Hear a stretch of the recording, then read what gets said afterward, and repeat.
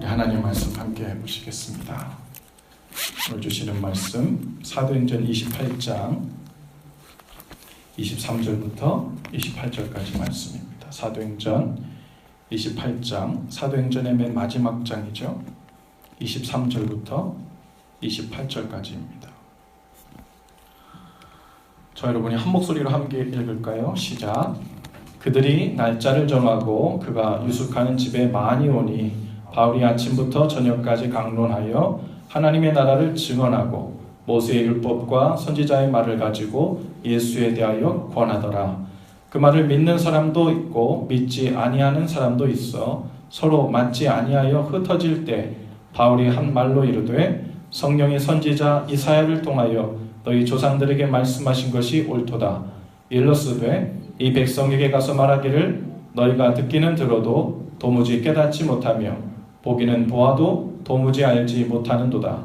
이 백성들의 마음이 우둔하여져서 그 귀로는 둔하게 듣고 그 눈은 감았으니 이는 눈으로 보고 귀로 듣고 마음으로 깨달아 돌아오면 내가 고쳐줄까 함이라 하였으니 그런즉 하나님의 이 구원이 이방인에게로 보내여진 줄 알라. 그들은 그것을 들으리라 하더라. 아멘.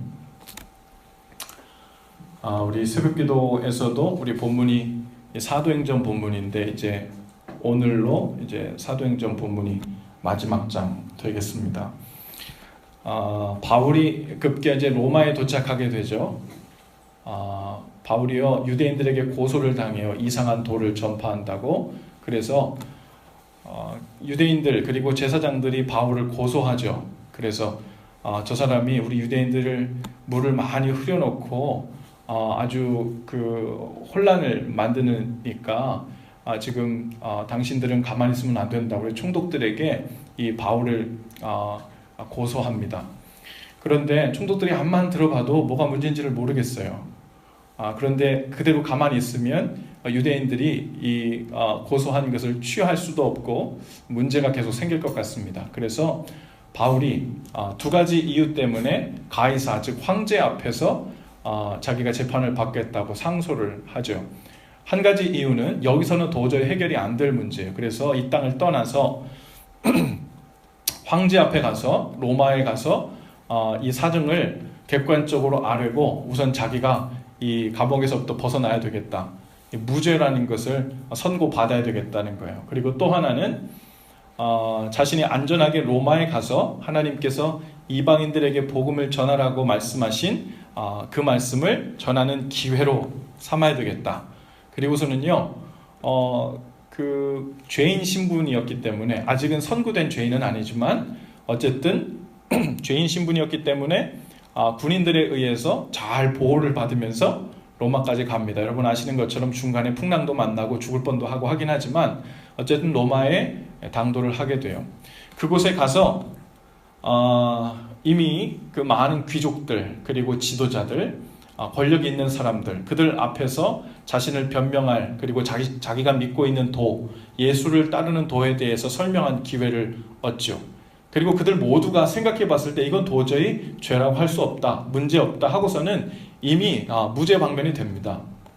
그리고 나서 이제 무죄가 됐으니까 풀려났잖아요. 그리고 나서 고향으로 돌아가면 되는데 바울이 돌아가지 않아요. 왜냐하면 그 이유 때만 온 게 아니거든요. 그래서 하나님께서 바울을 이방을 향한 전도자로 세우신 것을 자신이 알고 있기 때문에 이 이방의 한 중심지인 이 로마에 가서 복음을 전하기로 결단합니다. 그리고서는 지도자들, 권력자들을 모아가지고 그 예수님의 도에 대해서 이제 가르치기 시작하죠. 한번 모여가지고 막 가르쳤더니요, 사람들이 좀 배워서 다른가 봐요. 그 지도자들이라서 좀 많이 배운 사람들이고 권력이 있는 사람들이고 그리고 좀 먹고 사는데도 여유가 있어서 그런지 다른 사람들에 대한 그런 선입견, 편견 같은 것이 좀 덜했던 것 같아요. 그래서 사람들이 어디 들어보자. 우리는 어떤 사람들에게 너에 대하여 그리고 너가 전하고 있는 그 도에 대해서 좋다는 말도 들어본 적이 없고 나쁘다는 말도 들어본 적이 없어. 그러니까 우리가 객관적으로 듣고 판단할 테니까 우리에게 이야기해 보시오. 그러는 거예요. 그리고 가서 이야기를 했습니다. 그랬더니 적지 않은 사람들이 사리분별할 줄 아는 그 사람들이 듣고는 괜찮아요. 우리 다음에 기회 중에서 다시 한번 자세히 이 도에 대해서 들어봅시다. 그래요. 그리고 오늘 본문에 오는 거예요. 오늘 본문이 어떻게 시작합니까? 날짜를 정하고 그리고 모일 곳을 정했대요. 그리고 그 로마에 있던 많은 권력자들과 지도자들이 그 집에 다 모였습니다. 그리고 바울이 예수님에 대한 도를 전하는데 어떻게 전했냐면 바로 유대에 있는 즉 하나님 나라에 대해서 증언하고 정확히는 모세의 율법 그리고 선지자의 말들 그것을 근거로 해서 예수님이 누구신지를 아침부터 저녁까지 하루 종일 전했다 그랬어요. 여러분 우리 아시는 것처럼 사형리 가지고만 전해도 30분이면 다 전하는데 핵심은 그렇죠? 그런데 이 바울은요 왜 예수님이 유대 땅에서 장차 오시기로 한 메시아이고 그럴 수밖에 없는지에 대해서 구약 성경을 쭉 설명하고요. 그리고 유대 전통과 예언들을 설명하고요.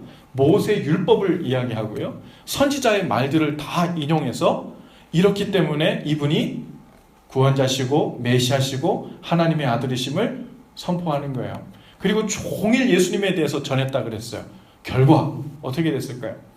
우리가 좀 수준도 있고 학식도 있고 좀 배운 사람들 그리고 편견과 선입견을 가지고 있지 않은 사람들이면 하루 종일 그 언변이 아주 특출난 바울에게서 그리고 철학적 사고, 논리적 사고에 아주 은사가 있는 이 바울에게서 직접 얼굴과 얼굴을 대면하여 하루 종일 설명을 들었으면 아마 다 이해하고 옳소 우리가 이제 깨달았다고 그럴 것 같은데요. 결과를 보니까 덜어는 믿는 자들도 있고 덜어는 믿지 않는 자들도 있었대요.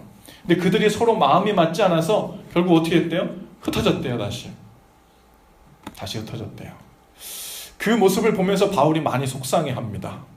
이때는요 아마 바울이 나중에 이제 그런 고백들을 하지만 아마도 자신이 이만큼 애를 쓰고 이만큼 빈틈없이 설명을 하고 논리적 오류 없이 그리고 이 유대 전통에 근거해서 그리고 예언에 근거해서 다 설명을 하면 이 사람들은 다 알아들을 줄 알고 다 깨닫고 넘어올 줄 알았는데 이 사람들 중에 믿지 않는 사람들도 많았던 거예요. 그리고서는 이제 떠나가는 겁니다. 흩어져서 집으로 막 돌아가는 거예요. 오늘 뭐 그런 것 같은 그럴듯한 얘기는 들었는데 아직 마음에 이렇게 잘 모르겠어. 이러고선 돌아가는 사람들 뒤에다 대고 너무 속상한 나머지 바울이 이제 이사야 선지자를 통해서 이야기한 그 말을 이렇게 옮깁니다. 이 백성에게 가서 말하기를 너희가 듣기는 들어도 도무지 깨닫지 못하며 보기는 보아도 도무지 알지 못하는도다. 이 백성들의 마음이 우둔하여져서 그 귀로는 둔하게 듣고 그 눈은 감았으니 깨달아 돌아오면 내가 고쳐줄까 함이라 하였으니. 그리고서는 계속 그 말을 인용한 다음에 바울이 뒤돌아 돌아가고 있는 로마의 지도자들과 권력자들을 향해서 뭐라고 얘기하냐면 그런즉 하나님의 이 구원이 이방인에게로 보내어진 줄 알라. 이 얘기가 뭐냐면 지금 이방에 와 있잖아요. 그렇죠? 당신들이 안 믿으면 또 다른 이방으로 가겠다는 게 아니고 유대 민족들 즉 히브리 민족들에게 이사야 선지자를 통해서 주신 말씀이거든요.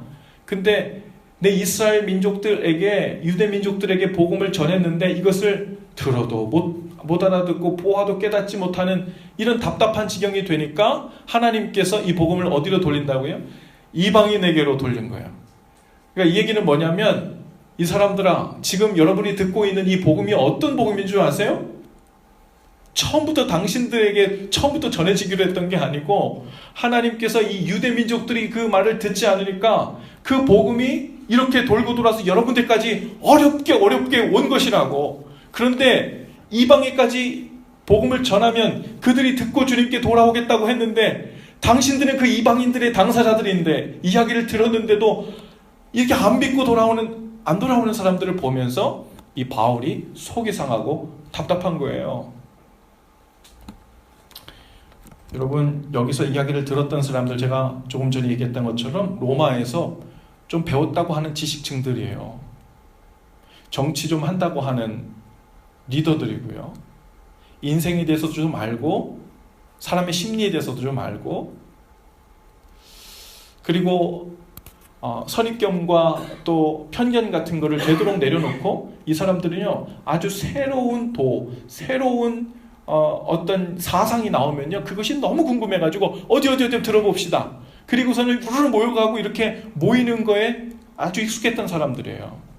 근데 이 사람들의 허점은 무엇이냐면 자기 합리적으로 이해가 되고 흥미가 있으면 괜찮은데 문제는 머리로 이해한 것으로 다 알았다고 생각하는 거예요. 그리고 논리적 사고로 철학적인 사고로 내가 이해가 되었으면 나는 이제 할 거 다 했고 알 건 다 알았다고 이제 저기서 더 빼낼 거 없다고 생각하는 거예요. 이것이 이제 그 헬라 문명을 갖고 있었던 당시에 좀 배웠다고 하는 사람들이 가진 약점이었죠. 그런데요, 우리도 요즘 많이 배웠잖아요, 그렇죠? 여기 계신 분들도 학력이 꽤 높잖아요. 뭐 내가 이게 가면서 그냥 툭 걸리면 대학원생, 툭 걸리면 박사학위 뭐 막 이래요.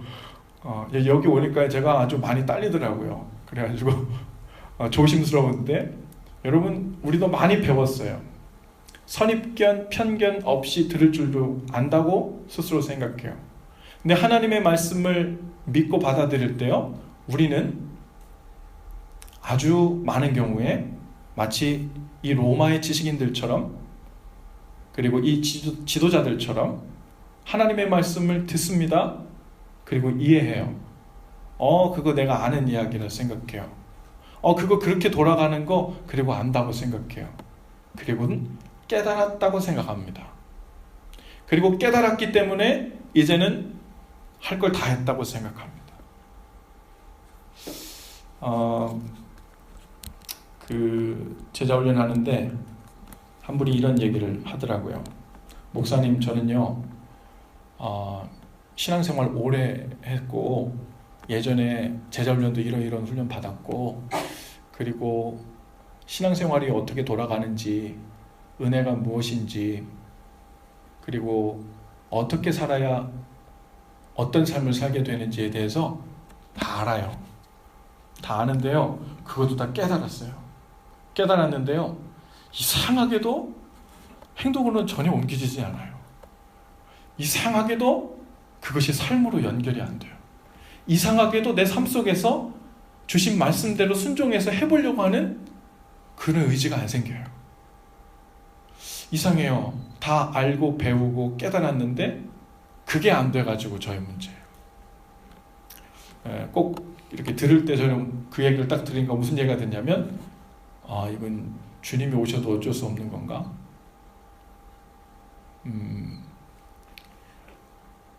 여러분 우리가 주님의 말씀을 듣습니다. 그리고 깨달았다고 해요. 오늘 말씀에 보니까요 스스로 이제 들은 얘기를 이해했다고 생각했고 그리고 바울이 전하는 그 도의 깊이에 대해서 충분히 깨달았다고 했지만 이 사람들이 믿는 자는 되지 못했고 다시 흩어져 자신의 삶으로 돌아간 거예요. 이런 일이 있을 수 있을까요? 다 깨달았는데, 다 알았는데 우리가 어떤 존재인지 주님의 복음이 무엇인지를 그 감격을 다 알았는데 이제 내가 다 알았는데 내가 믿는 자는 안 될 거야.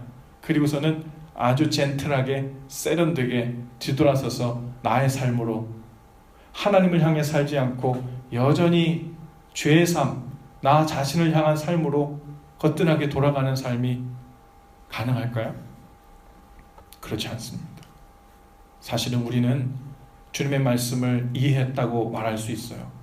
때로는 상당히 깊은 수준의 의미까지 난 깨닫고 있어라고 스스로 착각할 수도 있어요. 하지만 믿는 자가 되느냐? 이건 다른 이야기예요. 믿는 자가 된다는 것은요 자기 삶으로 다시 흩어져 돌아가지 않는 거예요. 믿는 자가 된다는 것은 그 깨달은 것이 내 삶 속에 뿌리를 내리고 스며드는 일에 집중하고 온 신경이 곤두세워져서 그것에 포커스를 맞추고 살기 시작하는 거예요. 제 얘기는 지금부터 우리가 작정하고 마음먹은 대로 모든 일이 술술 풀리고 삶이 100% 다 변한다는 이야기가 아니에요. 하나님께서 우리에게 주신 그 말씀을 믿고 깨달은 자는 그것이 내 삶 속에 어느 포인트에 닿아져서 변화가 일어나고 순종이 일어나고 그것이 디스커넥트 되지 않도록 집중하고 유심히 살펴보는 삶으로 나갈 수밖에 없다는 거예요. 뒤로 확 돌아서서 난 이제 알 거 다 알았다고, 네가 얘기하는 핵심 포인트 나 다 알았다고 하곤 나하고는 상관없다고, 그리고서 흩어져 자신의 삶으로 돌아갈 수 없다는 거예요. 한번 돌아볼 수 있기를 바랍니다. 우리는 주님의 말씀을 많이 들어요. 이 시간에도 들어요. 그리고 어느 정도 깨달았다고도 생각합니다. 영적인 이런 다이나믹, 이렇게 돌아가는 거, 이렇게 되면 내가 깨닫고 주의 말씀을 들은 만큼 우리 마음에 도전도 생기고 기쁨도 생기고 한다는 걸 알아요. 그런데요, 우리가 나 자신을 아주 비판적으로 돌아보고 점검해야 될 것은 무엇이냐면, 나는 듣고 난 후에 그리고 깨달았다고 했는데 그 후에 나는 아주 거침없이 뒤돌아서서 다시 내가 살았던 그 삶의 자리로 흩어져 돌아가는 그 지경에 있는지, 아니면 말씀은 듣고 깨달았어요. 그 다음에는요, 깨달으면 무슨 일이 발생하냐면 주님 앞으로 와요. 오늘 말씀해 보세요. 이사야 선지자의 말에 보면 눈으로 보고 귀로 듣고 마음으로 깨달아 돌아오면 내가 고쳐줄까 함이라 그랬어요. 이 깨달음이 우리 수준의 언더스탠딩이 아니고 어그리먼트이 아니고, 주님께서 정말 주님 앞에선 우리의 존재가 어떤 존재인지를 알고 그 앞에서 하나님이 날 향해 갖고 계신 그 뜻을 깨닫고 내가 주님 앞에 서 있는 이 처지의 형편을 온전히 깨달으면, 그 첫 번째 깨달은 자의 반응은 무엇이냐면 주님께 돌아오는 일이에요. 돌아오는 일. 주님께로 돌아오면 그 다음엔 주님 손에 맡겨지는 거예요. 주님이 고치시기 시작한대요. 이야기는 뭐냐면 주님이 만지시기 시작해요. 적어도 주님이 언제 얼마만큼 사람을 변화시키냐, 어떻게 만지셔서 얼마나 새롭게 하시냐, 이건 둘째고요. 적어도 무슨 일이 일어나냐면 주님께서 내 삶을 만지고 계시다는 그것을 알기 시작합니다. 무슨 일이 시작되어서 진행되고 있다는 일을 깨닫기 시작합니다. 그리고 주님이 만지시는 그 손길을 더 자세히 유심히 보기 시작하고 그것에 더 성실하게 반응하려고 애쓰기 시작해요. 주님과의 그 영적인 피드백, 교제가 반복되고 깊어지고 디테일해질수록 우리의 삶은 어떻게 가는지 모르겠지만 주님의 손에 이끌려서 주님 원하시는 삶으로, 고쳐지는 삶으로 우리를 이끌어 가시죠. 여러분, 오늘 주님 앞에서 듣고 깨닫는 자가 될 수 있기를 바랍니다. 깨달을 뿐 아니라 믿는 자가 될 수 있기를 바라요. 그리고 믿고 주님께로 우리 마음을 돌이켜 돌아올 수 있기를 바랍니다. 그리고 주님 손에 맡겨드리는 거예요. 이제 주님께서 고쳐주세요. 이제 주님 손에 제 삶이 올려지게 해주세요. 주님 그렇게 한다고요? 그런 방법이 있다고요? 그렇게 하면 잘 된다고요? 알았어요. 하고서는 나는 내 학교로 돌아가요. 내 삶으로 돌아가요. 내 사고방식으로 돌아가요. 여전히 내가 주관하고 있는 삶의 안정적인 바운더리로 들어가서 그것을 견고히 하고 지켜내는 것에 애를 쓰고 포커스를 두고 있다면 우리는 아직 주님 앞으로 나올 만큼 온전히 깨달은 게 아닐지 몰라요. 주님 앞으로 돌아오기를 결단할 만큼 아직 믿는 자가 아닐지 몰라요.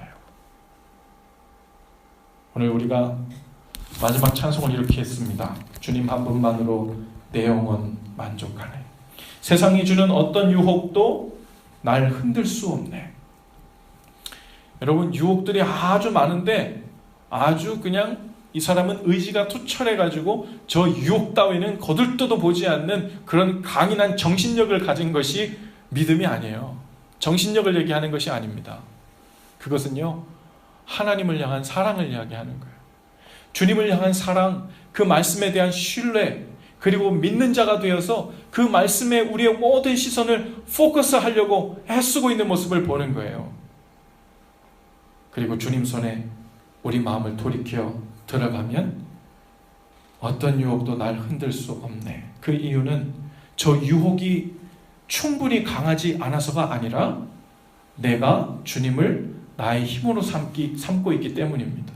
내가 주님을 나의 노래로 삼기 시작했기 때문에, 주님이 내 소망이고 내 삶의 이유로 삼기 시작했기 때문이에요.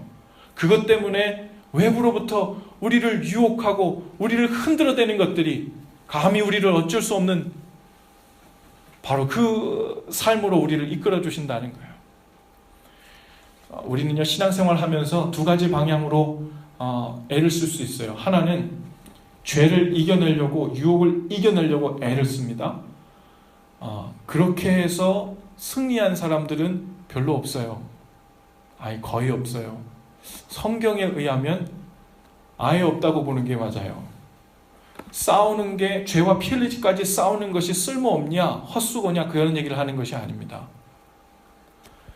피 흘리기까지 죄와 싸우고 유혹과 싸우는 일 충분히 중요하고 분명히 해야 될 일이지만, 애를 써서 온 힘을 다해서 싸운다고 해서 이기는 건 아니라는 거예요. 우리의 이길 힘은 주님께 붙어있고, 주님을 나의 힘으로 삼고, 주님을 나의 노래로 삼고, 주님을 나의 즐거움으로 삼고, 그분 안에 거하는 것을 행복으로 삼는 힘이 강해지면서 거기에 죄와 피 흘리기까지 싸우는 일들이 효과가 있는 거예요.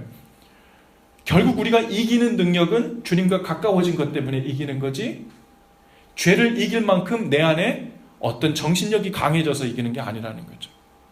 오늘 여러분들, 오늘 주님의 말씀을 듣고 깨닫고 믿는 자가 되었습니다.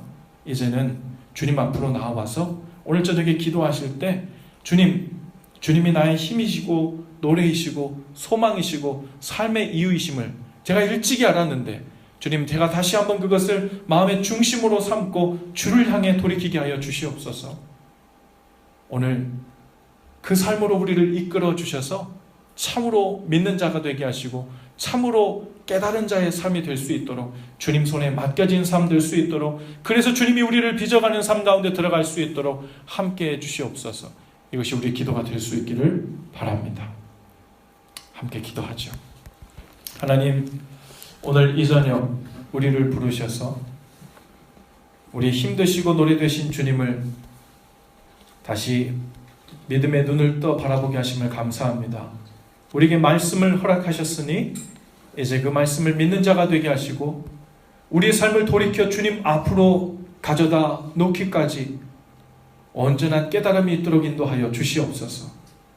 지적 깨달음에 머물지 않게 하시고, 내 존재가, 내 형편이, 나의 사정이 주님 앞에 어떠한지를 분명히 알고 주님 앞을 떠나서는 안 되는, 주님과 거리를 두어서는 안 되는 존재임을 온전히 알고 깨닫을 수 있도록 이 저녁 우리를 이끌어 주시옵소서. 기도하며 나갈 때 우리의 입술을 주관하시고 주님 주신 마음에 이끌려 주님 앞으로 더욱 가까이 나가도록 인도하여 주옵소서. 예수님 이름으로 기도합니다. 아멘. 네.